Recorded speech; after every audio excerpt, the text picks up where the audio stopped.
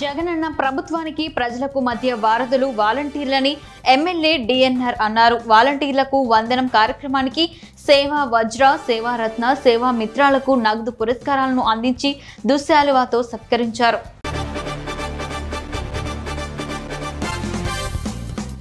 AP NGO ఆధ్వర్యంలో విసన్నపేటలో ఉద్యోగ ఉపాధ్యాయ కార్మిక పెన్షన్ల ఐక్య కార్యాచరణ సమితి ఆధ్వర్యంలో ఉద్యోగులకు భద్రత కల్పించాలని, కాంట్రాక్ట్ అవుట్సోర్సింగ్ వాళ్ళని రెగ్యులర్ చేయాలని నిరసన వ్యక్తం చేశారు.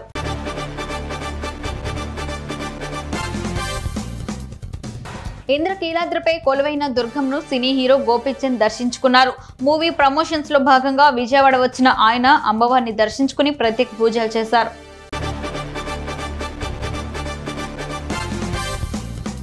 రాష్ట్ర జేఏసీ కమిటీ పిలుపు మేరకు పత్తికొండ పట్టణంలో ఉద్యోగ ఉపాధ్యాయ ఆర్టీసీ పింఛన్దారుల ఆధ్వర్యంలో ధర్నా కార్యక్రమాన్ని నిర్వహించారు.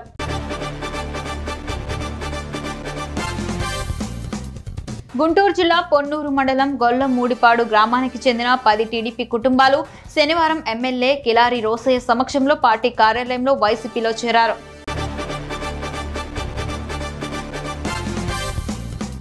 పొన్నూరు మండలం పరిషత్ కార్యాలయంలో ఉపాధి హామీ మేట్లకు శిక్షణ జరిగింది. ప్రదేశంలో తదితర మౌలిక వసతుల కల్పనపై శిక్షణ ఇచ్చారు.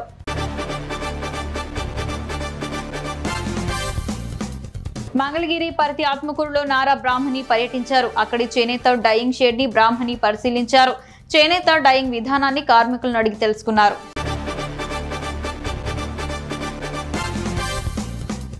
వెలగపూడి గ్రామ వైసీపీ అధ్యక్షుడు జొన్నలగడ్డ కిషోర్ ఆయన పదవికి పార్టీకి రాజీనామా చేశారు. జగన్ అధికారంలోకి రాకముందు రాజధాని ఎక్కడికి పోదు అని చెప్పి అధికారంలోకి వచ్చాక మాట తప్పారని అన్నారు.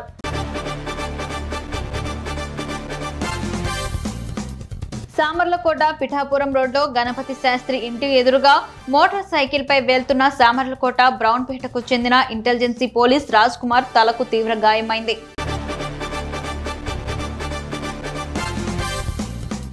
Antarvedi Pallipalem fishing mini harbour లో సరైన వసతులు లేవని రాజోలు నియోజకవర్గ జనసేన నాయకులు డాక్టర్ రమేష్ బాబు అన్నారు.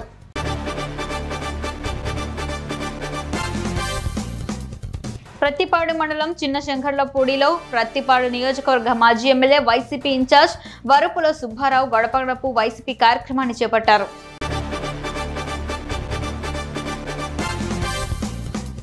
కాంగ్రెస్ పార్టీకి పూర్వ వైభవం తథ్యమని కాంగ్రెస్ పార్టీ రాష్ట్ర మత్స్యకారుల విభాగం ఉపాధ్యక్షులు లంకే ఫకీర్ రాజు, పీసీసీ సభ్యులు కుక్కల పోతిరాజు, కార్మిక సంఘాల నాయకుడు తాళ్లూరు రాజు పేర్కొన్నారు.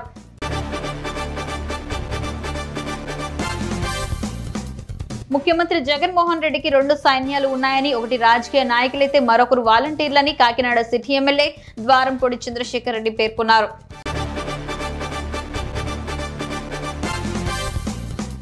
ఈ నెల 20వ తేదీన కాకినాడలో తెలుగు నవగర్జన పార్టీ ఆవిర్భావ సభను దంటూ కళాక్షేత్రంలో నిర్వహిస్తున్నట్లు తెలుగు నవగర్జన పార్టీ జాతీయ అధ్యక్షులు కాట్రు నాగబాబు పేర్కొన్నారు.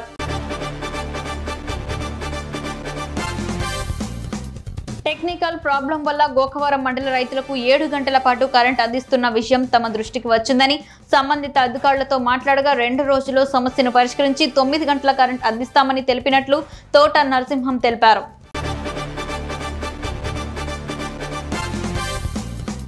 కాంగ్రెస్ పాలన మీద గద్దర్ రాసిన పాటను హరీష్ రావు అసెంబ్లీలో పాడి వినిపించారు. సమైక్య రాష్ట్రంలో కాంగ్రెస్ పరిపాలనలో కరువు బాధలను, నీళ్ల గోస్తులను చూసి ఆగ్రహించి పాట రాయని కవిలేడని అన్నారు.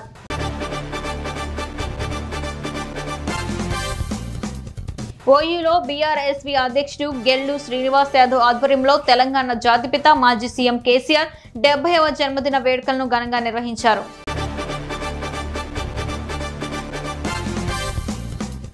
మాజీ సీఎం కేసీఆర్ కు సీఎం రేవంత్ రెడ్డి అసెంబ్లీ వేదికగా జన్మదిన శుభాకాంక్షలు తెలియజేశారు.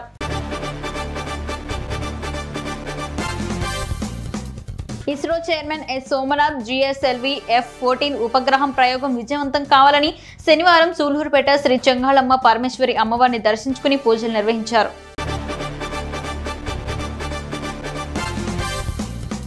మొగల్తూరు భవానీ కాలనీలో 43.60 లక్షల రూపాయలతో నిర్మించిన గ్రామ సచివాలయం, 23.94 లక్షల రూపాయలతో నిర్మించిన రైతు భరోసా కేంద్రాలను ముదునూరి ప్రసాదరాజు ప్రారంభించారు.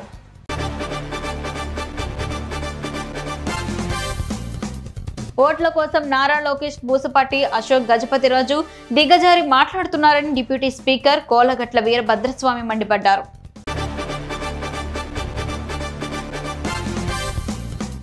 జగన్ పాలనలో అంతా సామాజిక అన్యాయమే జరిగిందని జాతీయ టీడీపీ ప్రధాన కార్యదర్శి నారా లోకేష్ విమర్శించారు.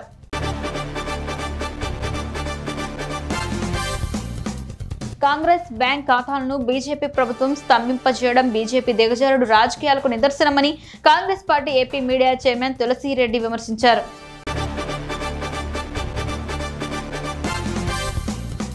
విజయవాడ ఎంపీ నాని ఊసరవెల్లి వేషాలు జగన్ కి బాగా అర్థమయ్యాయి.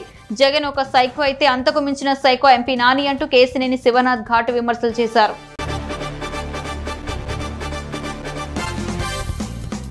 ప్రతిపాడు నియోజకవర్గ వైసీపీ జెడ్పీటీసీ బెహరా రాజరాజేశ్వరి మాట్లాడుతూ పచ్చ పత్రికలు దుష్ప్రచారాలు మానుకోవాలని, వ్రాయాలనుకుంటే సీఎం జగన్ చేపట్టిన అభివృద్ధి పథకాలు రాయాలంటూ ధ్వజమెత్తారు.